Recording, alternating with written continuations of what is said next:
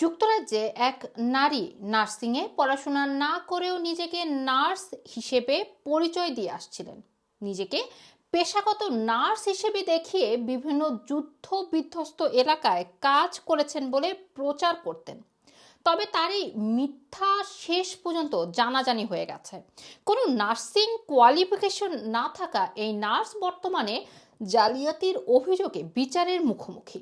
Cardiff crown কোর্টে তানিয়া নাসির নামের এই ভুয়া নার্সের বিচার চলছে। তবে রিকম্যান্স ওয়ার্থ এলাকার হার্টফোর্ডশায়ারের এই বাসিন্দা ৪৫ বছর বয়সী মিসেস নাসিরের বিরুদ্ধে ৯টি প্রতারণা এবং জালিয়াতির অভিযোগ আনা হয়েছে। তবে এসব অভিযোগ অস্বীকার করেছেন তানিয়া নাসির। জানা গেছে, প্রিন্সেস অফ ওয়েলস হাসপাতালে ওয়ার্ড ম্যানেজারের চাকরির আবেদনের সময় Tania Nasir Oxfam, red cross এবং স্যালভেশন আর্মির জন্য বিভিন্ন যুদ্ধ অঞ্চলে কাজ করার পাশাপাশি আফগানিস্তান এবং ইরাকে কাজ করেছেন বলে উল্লেখ করেন। কিন্তু ব্রিটিশ সেনাবাহিনী বলছে তিনি কখনো নিয়মিত বা সংরক্ষিত সৈনিক হিসেবে সেনাবাহিনীর সাথে কাজ করেননি।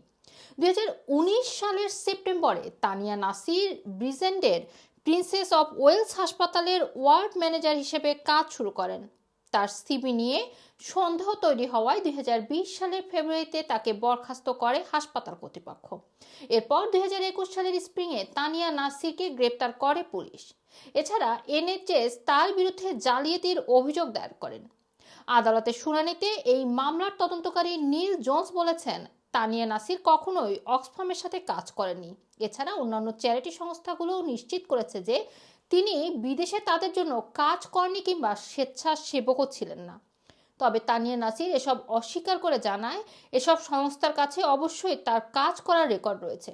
এদিকে তানিয়া ইরাক ও আফগানিস্তানে কাজ করার দাবি করেছেন। তবে এসব দেশের ট্রাভেলের জন্য প্রয়োজনীয় ভ্যাকসিনের কোনো প্রমাণ তার মেডিকেল রেকর্ড পরীক্ষা পাওয়া যায়নি। এ ব্যাপারে তানিয়াকে জিজ্ঞাসা করা হলে তিনি বলেন, তিনি ভ্যাকসিন নেওয়ার বিষয়টি মনে করতে পারছেন না। আদালত আরও বলেন, মিসেস নাসির সামরিক পদে ক্যাপ্টেন এবং পরে মেজর ছিলেন বলে দাবি করেন। এমনকি তিনি প্রিন্সেস অফ ওয়েলস হাসপাতালে এবং লন্ডনের হিলিংডন হাসপাতালে একটি পদের জন্য আবেদন করতে সেনাবাহিনীর এই র্যাঙ্ক ব্যবহার করেন।